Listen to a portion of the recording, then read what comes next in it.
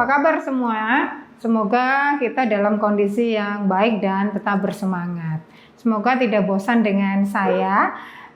Kali ini saya akan menyampaikan untuk sesi yang ketiga. Nah, sesi ini sesi terakhir yang bertemakan tentang peran laki-laki dalam mendukung pengusaha perempuan atau perempuan pengusaha. Tujuan dari materi ini agar kita paham tentang peran laki-laki dalam mendukung perempuan pengusaha. Nah, dalam sesi ini untuk slide yang pertama, ini kita sebenarnya ingin lebih memperdalam ya sebenarnya peran apa sih yang dilakukan oleh laki-laki dalam hal ini. Nah, untuk mewujudkan yang sudah saya jelaskan di kondisi adil gender di sesi 2, ini diperlukan peran serta laki-laki secara aktif dan konkret agar dapat mengurangi ketidakadilan yang dialami oleh perempuan pengusaha. Nah, untuk membangun kehidupan masyarakat yang adil gender itu perlu memegang prinsip yang seperti saya jelaskan di awal tadi ya, tidak ada kekerasan, tidak ada diskriminasi, harus dengan kesetaraan dan menghargai perbedaan dan tetap harus bersolidaritas. Nah, apa sih dampak positif ya dari keadilan gender itu? Nah, laki-laki ini dan perempuan bisa saling bertanggung jawab. Maksudnya bertanggung jawab dalam hal menafkahi keluarga. Ini sebenarnya dampak positifnya seperti itu. Terus kemudian memiliki ide yang lebih beragam. Jadi kalau yang berpikir ini lebih dari satu orang, bisa jadi idenya itu akan lebih banyak dan akan lebih bagus ya dan lebih beragam. Nah, berbagi tanggung jawab ini juga penting. Ini hal yang penting gitu yang perlu kami ingatkan selalu bahwa tanggung jawab yang sama dalam mendidik anak dan mengurus rumah tangga yang tidak dibebankan hanya pada perempuan saja. Itu sih dampak positif keadilan gender. Dan yang terakhir adalah menciptakan kerukunan dan keharmonisan dalam berkeluarga.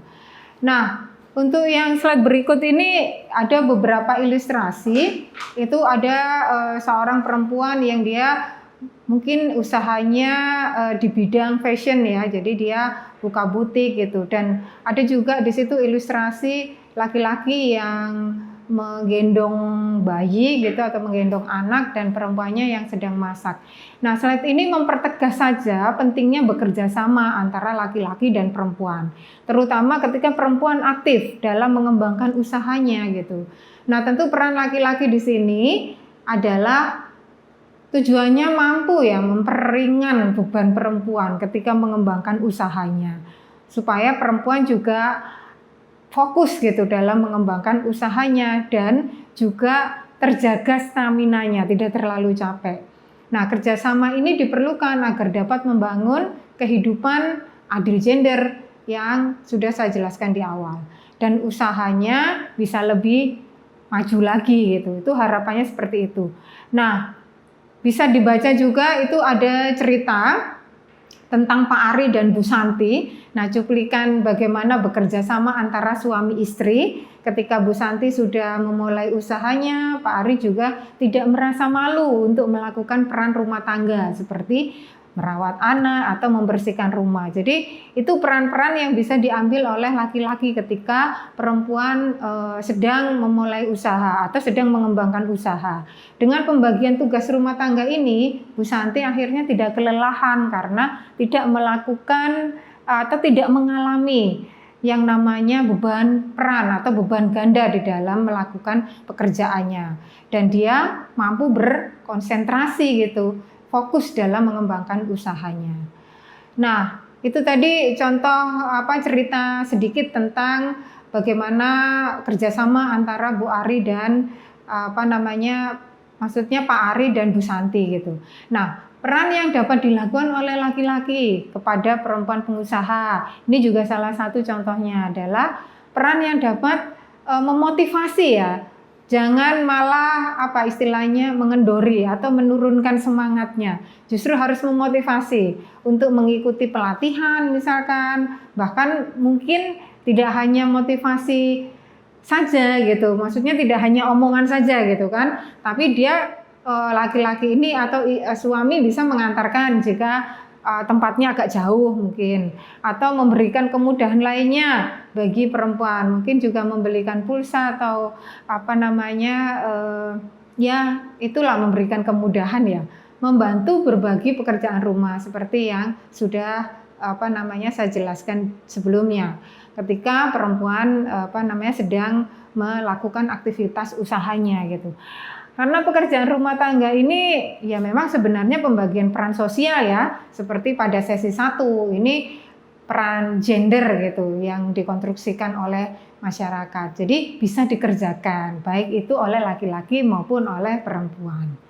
Nah, ini juga berkaitan dengan akses di luar. Maksudnya akses ini di perbankan misalkan, membantu mencarikan akses informasi yang mungkin itu sulit diakses oleh perempuan karena yang sering misalkan untuk apa keluar rumah atau berkenalan dengan banyak orang itu biasanya laki-laki atau bapak-bapak. Nah, informasi-informasi ini juga bisa disampaikan kepada istri atau kepada anak-anak perempuannya atau saudara perempuannya.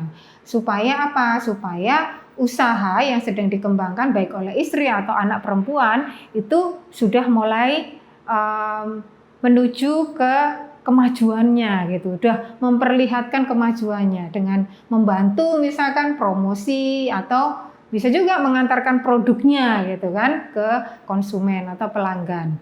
Nah, ini sebenarnya yang terakhir perempuan dan laki-laki itu memang berbeda gitu, seperti kodratnya atau seks, tetapi tidak untuk dibeda-bedakan. Jadi artinya apa?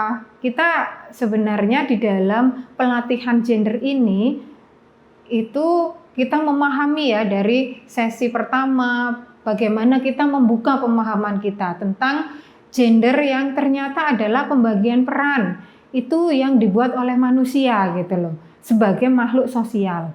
Dan kodrat atau seks itu merupakan pemberian dari Tuhan dan ini sering terbalik-balik dan membuat perempuan akhirnya tertinggal atau tidak percaya diri ketika dia melakukan atau ingin mengembangkan dirinya.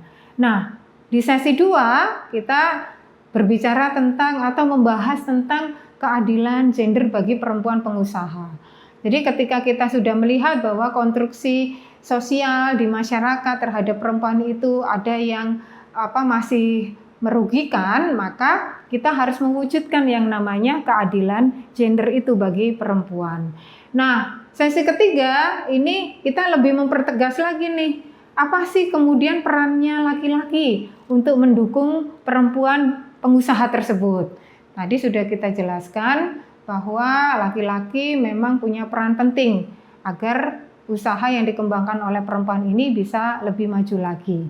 Nah, untuk mengingatkan pemahaman kita dari sesi 1 sampai sesi 3, maka mohon kesediaannya untuk mengisi lembar post-test dan evaluasi yang sudah dikirim supaya kami tahu dan mungkin kita bisa mendapatkan masukan untuk bisa memperbaiki pelatihan ke depan.